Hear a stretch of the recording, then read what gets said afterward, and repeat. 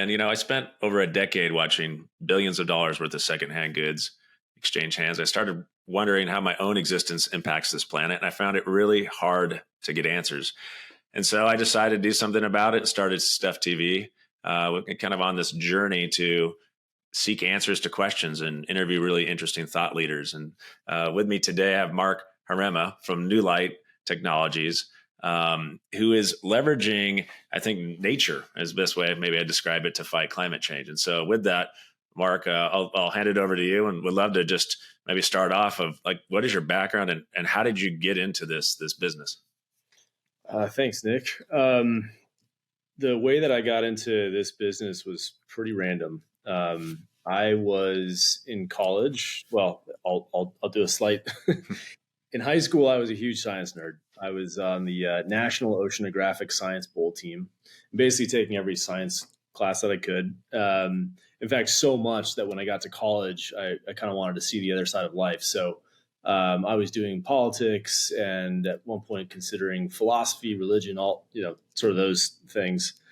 I ended up getting really sick my junior year and didn't know what it was for a year. But what I did know was I was very uncomfortable, losing a lot of weight. Eventually, they told me I had some minor internal bleeding, and very scary. So I started to do a lot of research. And in the course of that research, one of the things that I was looking at was things related to digestive issues. Turns out that I had celiac. And because of that, when I came across a newspaper article about methane from cows, it caught my attention. And so we all hear about methane emissions from cows. We know about it. But June 7th, 2003, an article in the LA Times called Getting the Cows to Cool It. And what was so striking about this article was it talked about how each cow burped about 600 liters of methane per day. Why that mattered was because we all hear about climate and it's so obtuse, right? It's just this big thing that feels impossibly large and impossibly advanced, and it's just untouchable. But here you are, 600 liters burped per cow per day. Well, you can do math with that number. There is a market value for methane. And that market value turned out to be about $20 burped per cow per year. Everyone thinks it comes out the other end, by the way, right? That's right. So those are the two striking things about the article. One was 600 liters, the other one that's burps and not the other way. And so I was always really interested. So at that point, I had decided to be a politics major. And what I liked about politics was this way in which you can take big ideas and see them actually transform life. But really, the nexus that I thought was most fascinating was market-driven solutions to solving problems. And so, like, my senior thesis was on how do you solve, is there a market-driven way to reduce world hunger? And so when I came across this article, not only was I interested from a methane perspective, but also $20 in value. Why can't we look at this a little bit differently? Because at that point, the conversation had become pretty long in the tooth of we've got to finally do something with climate, but nothing was going anywhere. In part, and not that dissimilar to where we are today. Of people were just talking about taxing carbon or burying carbon, but someone's got to pay for that. Yeah, and that's part of why it hasn't gone anywhere. And so with this article, it was a light bulb moment of, well, wait a minute, this is real value. If we could use this to make real goods, this carbon that would otherwise go into the air to make products that people loved, then potentially now you have a market-driven, consumer-driven pathway to carbon reduction. And so that's how the whole thing started. And at this point, it's been almost a 20-year journey since that newspaper article. Wow. So from cow burps, that was the curiosity. Well, I guess diagnosing your own problem. That's usually, I always think, what makes great ideas. Like when I started off, I had a room full of stuff. I'm like, kill me. There's got to be a better way to do this than posting it on Craigslist. And then I spent 5 months trying to say I should never do this. It's like, I'm crazy. And then I just could get out of my mind, and that was it. I mean, that's it. Yeah. For me, I was trying to solve what was going on, with my own system and digestive system included. And this newspaper article kind of hit at the right time and then sort of never look back. So where did you go from there? So now you're intrigued. You're like, there's something here. Yeah. I'm always curious, especially the early days. Like you don't have scale. You just kind of have this idea that there's something here. What was the next chapter? Yeah, certainly didn't have scale. I was interning at a law firm because I was thinking about that path. I was also strongly considering at that point, and in fact, pretty much planning to go to med school. But once this article, I was going to do a post-bac and then go to med school. Once this article came through, I started looking at, well, how could you, number one, collect methane? How could you turn it into useful stuff? And so there were a bunch of sort of initial ideas in terms of like, well, how do you even collect methane around cows? Well, cows are in many cases enclosed barns, can use the ventilation air to do things that contain some level of methane. Well, now, wait a minute, like there's other places that emit methane, maybe even higher volumes like landfills and abandoned coal mines and all these other places. So really the question was, what's the most useful conversion process? And at that time, I also brought in a buddy of mine who was studying biomedical engineering at Northwestern, but we were friends back in like sixth grade. We used to like TP houses together. My mom was fourth grade teacher. My son was ding dong ditching yesterday, and with his friends, I said, enough of this. Their neighbors are going to hate us. I mean, yeah, but ding dong ditching, it's great. It's great for exercise. Yeah, it gets him out of the house. Yeah, so we got together and the basic conversation was there's all this carbon going into the air. People are looking at this the wrong way. If we can turn this into valuable goods, we could potentially change the whole script here and create a really scalable pathway to helping to solve this. And so one of the things that we discovered in our early research was that there are microorganisms in the ocean and many other ecosystems around the world that are actually eating greenhouse gas as their food source all day, every day. Mm-hmm. A really good example of this is when there was the BP oil spill about a decade ago. There's a great article in National Geographic that talks about this. And the situation was all this methane was bubbling out of these leaks, but so much of it, for whatever reason, wasn't reaching the ocean surface. So it's like, well, where did all this stuff go? And what they discovered was that there were these microorganisms in the ocean water called methanotrophs. And these methanotrophs, or methane eaters, little microorganisms, bacteria in ocean water that were gobbling up the methane, using it as food just to grow. One of the peculiar things that we also found was that when these microorganisms grow, not only do they make, sort of what you'd expect out of a cell, their sort of cell walls and the basic operating functions therein, they make these little globules. And these little globules are energy reserves. You can kind of think of them somewhere between muscle and fat. Mm-hmm. But the microorganisms use it to kind of store carbon that they can use in their bodies. And what we found was that it turns out if you extract that material and you purify it, it becomes meltable. And it turns out that the melt profile is actually very, very similar to the melting temperatures that we use today for plastic. And so all of a sudden we said, well, wait a minute, there's a process that happens in nature wherein microorganisms are consuming greenhouse gas. They're turning it into this replacement for plastic that, oh, by the way, because it's made throughout nature understands that it's fully biodegradable. Mm-hmm. And it's also a net carbon sink. It's reversing the flow of carbon. So in that National Geographic article, when they're talking about those methanotrophs operating, that's carbon going in the other direction, out of ocean water and into a solid material. So this was immensely compelling. We said, whoa, we could harness nature to create useful products from greenhouse gas. And so the next 5 years was basically looking for these microorganisms, trying to find ones that could operate at decent economics to get this done. And are you in the ocean then at this point on boats? Like how are you identifying these? Well, people ask all the time kind of where we finally found the ones that we use.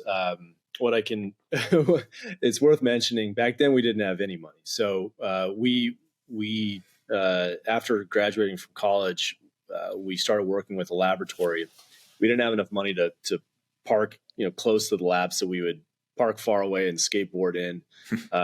And we took odd jobs. I was a hotel bellhop, and Kenton was a valet, just, scrapping together money to buy supplies and whatnot. And so we certainly didn't have enough money to go on some exotic. We weren't going to Antarctica or anything. So it's a local bug, it's a Southern California microorganism, and we were looking in ocean, estuary, anywhere that we thought these guys could exist. We take them back to our lab or our pilot plant, run screening on them, and just see what they could do. So finally, after a number of years, we found what we were looking for, and then had to kind of keep coaxing them to produce in the way that we wanted to hit the sort of performance that we were looking for. Wow. Okay. So that was V1, really focusing on oceans. And I think stepping back, like, where are you today? Are you also focusing on that process? But I also think you do something with air carbon as well, correct?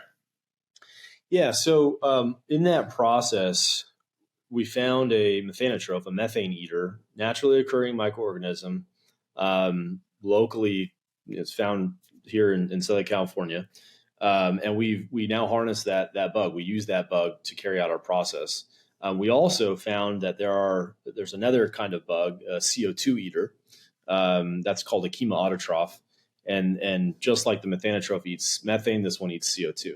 So we developed those two natural microorganisms and put them into our process. So what we do now is we basically replicate. You can think of it like a slice of the ocean. We've got a big tank. We fill that with salt water, and then we add these microorganisms to that tank. And then we feed them greenhouse gas. That bubbles up through the reactor. It dissolves in the saltwater solution. And in that form, the microorganism can eat it and use it to grow. And then as it grows, it fills its cell with this polymer material. I've got some here. So this is what it looks like when it's extracted. By the way, most life makes this material, including the human body. So that just came out of the microorganism? You extracted that out? Yeah. So microorganism grew this from greenhouse gas, and then we push that through a high pressure filter, and then it basically leaves this stuff behind. And then once it's dried, because it's meltable, we then run it into what's called a pelletizer. So we make these long strands and we chop those up, and that creates these sort of pellets that you see here. Once you have these pellets, you can put them into sort of a traditional plastic processing piece of equipment, and you can make all kinds of shapes and parts and pieces. We call all of this material, by the way, air carbon. So air carbon, anything made from greenhouse gas into this molecule. So one of the things that we make is something like a fork. So this was effectively grown by microorganisms, local, these are naturally occurring microorganisms from greenhouse gas, and used to make this part that can replace what would otherwise be a plastic part. Okay, hold on a minute. My mind is blown. I got to ask a few more questions on this. So these microorganisms are creating this, which is a naturally occurring process, has zero to do with the existing amount of plastics that are already in our ocean, which I know is massive, right? So they're not even touching plastics, right? No, they're unrelated to that. Unrelated. Okay, because that's a crazy number in itself. But what's interesting is, so that fork you just held up, is that 100% biodegradable then? Yeah, this is made, the molecule that we make is called PHB. And PHB is made throughout nature. So if this ever ends up in nature, nature sees it like a food source and completely consumes it. So another good example here. So we make straws, for instance, for Shake Shack. This is Shake Shack Green. Here's a black straw that we recently introduced. The time that it takes to degrade depends on the thickness of the part, the temperature of the overall conditions where it's landing, and then also the microbial activity. So as an example, if you have a tropical fish tank at home, you can get an air carbon straw, put it in there. It takes about 28 days to go away. Yeah. If you put it in a wastewater treatment, anaerobic digester, 90% in about 15 days. And then if you look at, for instance, Scripps did a study on these, estimate just over a year to go away. We've also done that with Chico Research Foundation, again, just over a year. That's in colder Pacific water conditions. Okay. So it depends on the temperature, but it basically goes away at a very similar pace to cellulose or the components of paper. Wow. So how many, I'm assuming this is kind of, as you think about the evolution of your company, like this is kind of still pretty early days where you're doing that. I mean, because there's so many places you could go with replacing plastics. Like, what I find really fascinating when you rewind the tape and you think about where we are as a society, there was so many benefits that kind of happened. I think plastics became more mainstream in the 60s, right? And so there's a lot of positives to that, but there's a huge, I think it's like the worst thing we've ever created as humans, because out of just most packaging is plastics within plastics. Like, it's just, everything is like it's just such an abundant thing. How do you think about like where you are today and then like applying that at a much larger scale? Like, what are your biggest challenges to do that? Yeah, it's tricky, right? Because plastics have done a lot of bad and they've done a lot of good, right? Yeah. Like, they've downweighted so many things. And by virtue of that downweighting, also saved a lot of carbon. They've created all the hygienic benefits that we often take for granted today that you wouldn't otherwise have with various other materials. And they've been low cost, so they've allowed massive economic growth, and when we all enjoy the benefits of that today. And because of that, the world uses a lot. One of the things that I've heard sometimes is, well, it's good that people are finally aware of the plastics issue, and we're finally slowing down. That is not the case at all. No. not only are we not slowing down or plateauing, but in fact we're accelerating. Yeah. We are making more every day of plastic, and it's speeding up, not slowing down. So, kind of in line with the earlier topic that we were on, sort of like, what are these market-driven win-win solutions? If the world is going to use materials, what if you could harness those pathways, as a way for positive change? In other words, if plastic, instead of emitting 2 or 3 times its own weight in carbon as a function of production, what if plastic as a conveyor belt was actually reversing the flow of carbon? Yeah. Every time you used a fork or sunglasses, so this, for instance, my sunglasses, these are made from air carbon. What if these products were part of a way to reduce or reverse the flow of carbon? And so that's where I think we can harness the world's massive usage of this material class, but do it with a slightly different material that provides the same functionality, but because it's made from greenhouse gas capture, it has a totally different impact. So I don't think we're going to change the world's utilization of this material class. Yeah. But if we can actually turn what is a very challenging thing, to your point, into let's use this as a tool. I always like to think of it as like this conveyor belt. It's coming up on 1 trillion pounds per year. Yeah. What if that were made from greenhouse gas? Like, that's a totally different paradigm.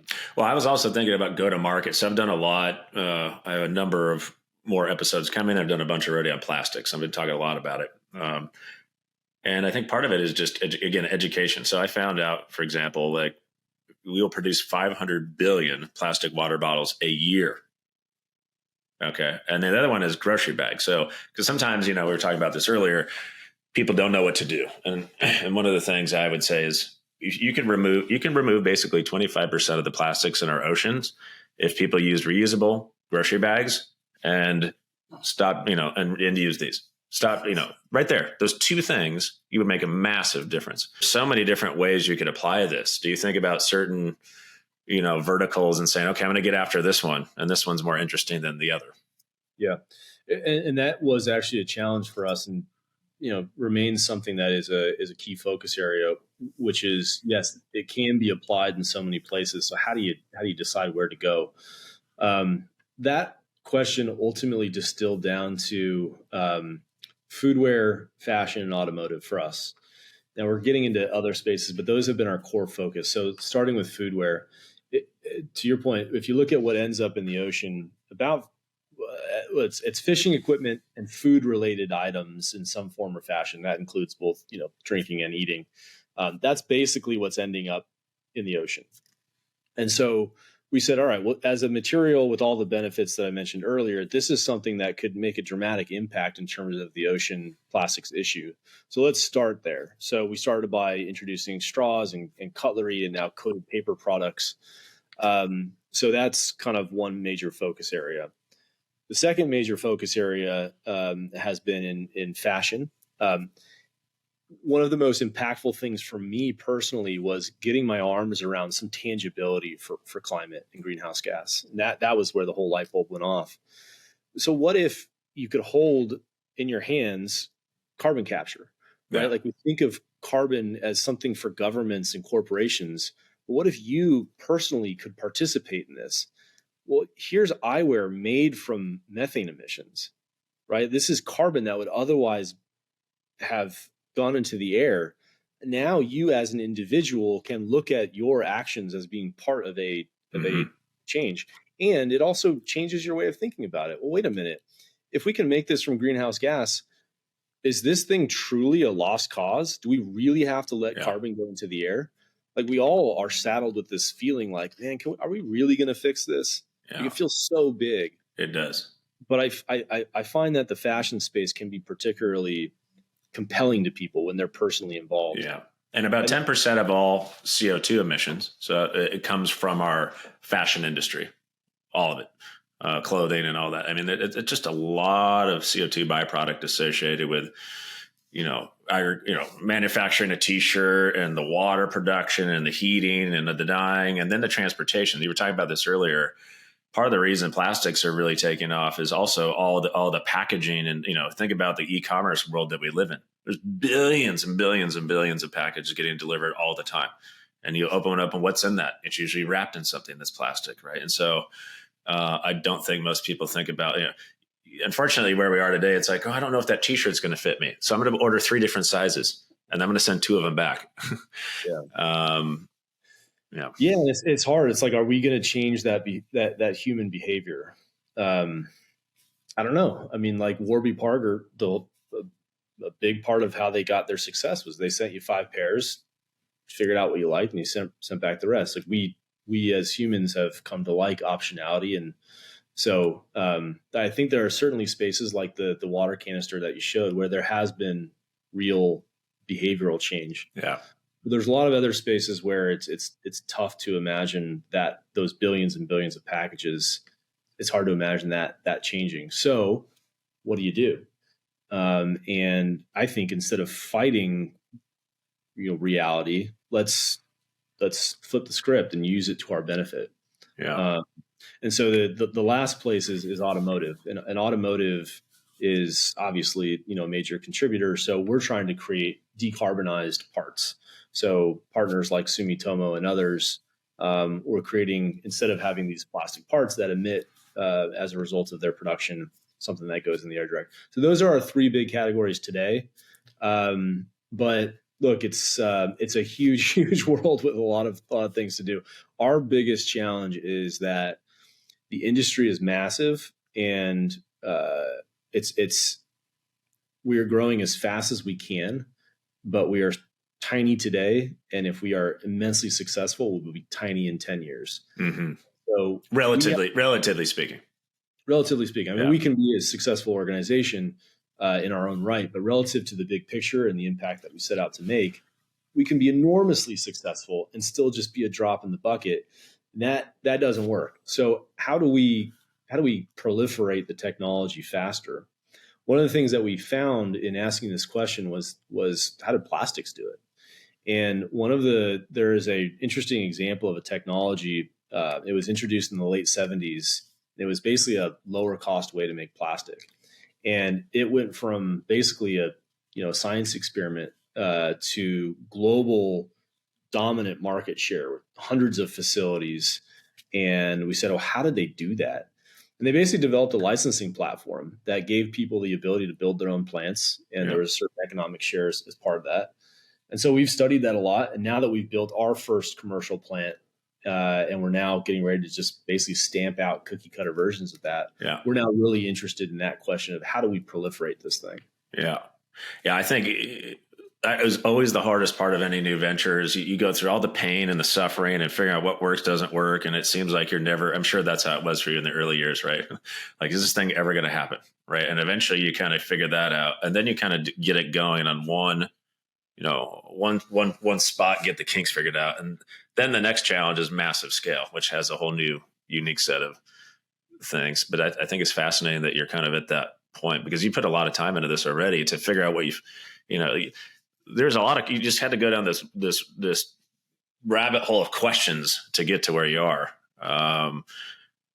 It's really interesting. And can anybody buy I'm assuming, is your current plant like right on the ocean? Is that where you're at or no? We are close to the ocean, but we don't use ocean water. Okay. We make our own salt water. So we just use, tap water and then add salts to it. And then once you find the microorganism, you don't have to re-harvest. So we just continually regrow internally. So you can think of it like a yeast starter culture. So I was going to say, that's probably not a limiting factor for you, no. Yeah. But to your point, it was a journey.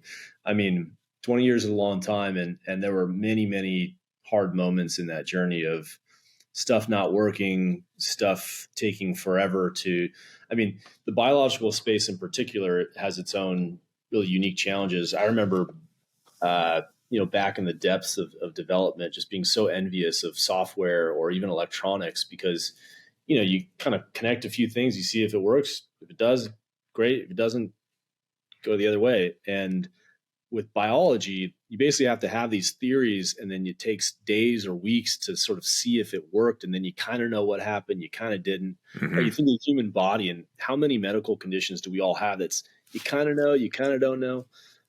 So biology just has a lot more gray spaces. So it took a long time to develop. It was 10 years from the initial idea to when we put up our first website.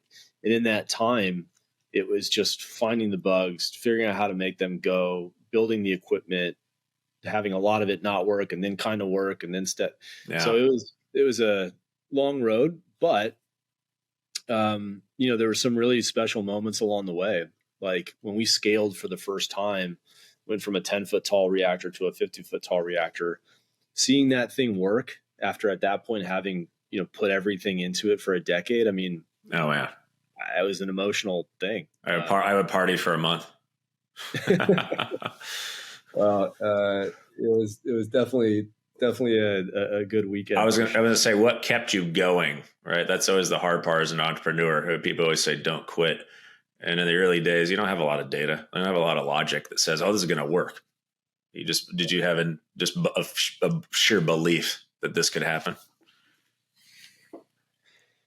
I've been asked that question before, and I don't have a great answer for it. Yes, I on a certain just purely naive level just had full confidence that we would figure it out. Now that was totally unfounded. Sure. I mean, there's a million ways that this could have not worked. And I don't know. It just, we went all in. I mean, there was a time when we had this converted car garage where we were testing this stuff. And at one point, I think I had 90% of the clothing that I owned at this place. I mean, it was full. I had a cot, it was all in. I had an air mattress in my company before OfferUp. I would sleep in there and I had to turn it on. Sometimes I'd run out of air at night. And there's some value in that, because you're so invested that you're not going to give up. And I think it's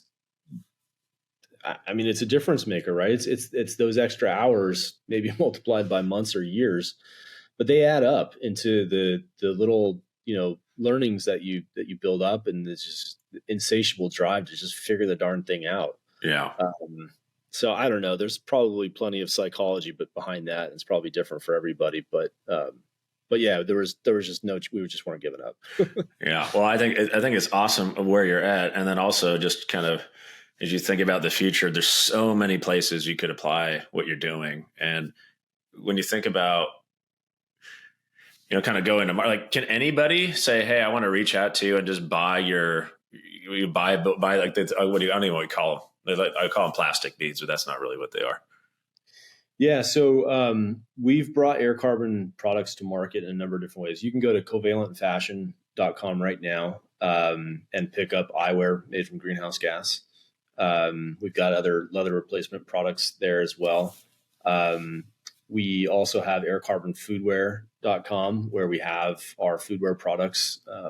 Those are being delivered now to, I think, 3,000 or 4,000 locations across the U.S. So you might see them when you're out. You can also find a way to order those. It was a kind of a cool, when we launched our sunglasses as an example, just the moment of I could go online and type in my information and I could get delivered to me eyewear made from greenhouse gas. Now, that was a 17-year journey with all the stuff we talked about, plus the bazillion things that went into manufacturing it in Italy and making sure that all the carbon accounting was there, applying blockchain technology to that. I mean, a trillion steps that you would appreciate.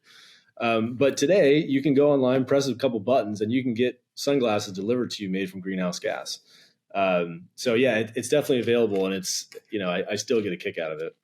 Yeah, that is fascinating. I think maybe a few other questions before we wrap up. I always think part of the challenge with climate change is if it takes more time or costs more money, most people aren't going to do it. And so as you think about how you build the economics of your company, is it something that's at par with just buying plastics, or maybe do you think in the future that's probably where are you at in that journey? Yeah, I think Tesla sort of has a pretty good template that we all got comfortable with, which was the earlier super high performance products. They were priced accordingly, and then over time brought the models and the prices down for mass production. That's the same pathway that we're on. So we launched with eyewear and things of that nature. Now we've moved into foodware products, and we're continuing to move towards the sort of mass production. We're now getting ready to build our largest commercial scale production plant. That's going to be in Ohio, and it's a very large facility that continues to drive down our price points. Our vision is to eventually be the most cost-effective material on the planet, bar none, because ultimately scalability requires that. Yeah. But there's a pathway to get there, and so that's the pathway that we're on. Yeah, I think you hit it on the head. I've been dreaming for a long time about a company like yours that's going to figure out how to make a more, I'm not going to use the word recyclable, but more biodegradable type of plastic, because they just last way too long, right? And they just thousands of years. And I have the compost bag, the ones for the compost here. Those are way too fast. Like sometimes I got to line it because within a week it's already leaking everywhere. And there's got to be something that lasts longer, but biodegrades within a certain period of time. And so I think you're right at doing exactly the right thing I think that society needs. And it seems to me it's probably more about now scale and navigating, like you said, okay, what are all the different ways you go to market? And then how can you get those costs at least at parity, just to strive to be a huge milestone to plastics. And then I think, my hope is consumers understanding, just being educated on companies like yourselves, then they make that choice with their pocketbook. They say, I'm going to go pick this product over here because it costs the same, but it's also, a benefit to the planet. Yeah, I mean, that's exactly right. Our grand vision here is to decarbonize products and industries as widely as we can. So let's stop having a carbon footprint associated with the sunglasses that you wear. Let's get rid of the carbon in forks and knives. I mean, we can decarbonize these spaces, and for other products, we can make sure that they're not contributing to plastics accumulation in the environment. This is now possible with this technology. So to your point, the next step is how do we really scale this thing?